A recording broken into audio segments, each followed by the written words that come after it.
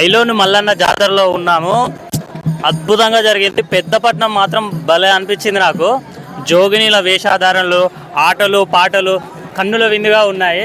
అసలు ఇలాంటి అనుభూతి ఐలోన్ మల్లన్న దగ్గర దొరుకుతుంది కావచ్చు అని అనిపిస్తుంది నాకైతే. మీరు మాత్రం పెద్దపట్నాన్ని అస్సలు మిస్ కాకండి. చాలా అద్భుతంగా చేశారు అసలు. ఇంకా లోపల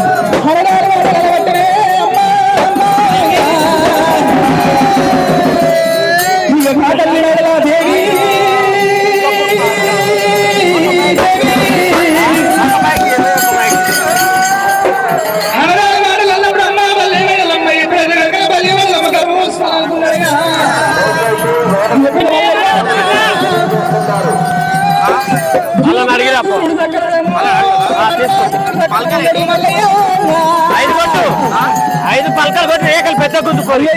పంచపరతం మీద నాశకలం లేదు వాళ్ళయ్యో.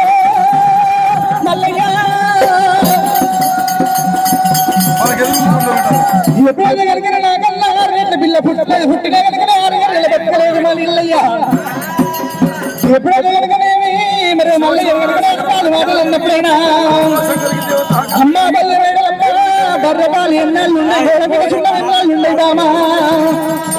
నేను ఏ రాజు అన్నయ్య పూనలు వెళ్ళిపోతే కనుక నీ దగ్గర కనుక ఏ రేట్ల పిల్లలు తీసుకొచ్చి కళ్ళ గుంజర కాడ పోయిన పోరాటం పెడుతున్నట్టున్నారు మల్లయ్యో. దేవరాజు మల్లయ్యా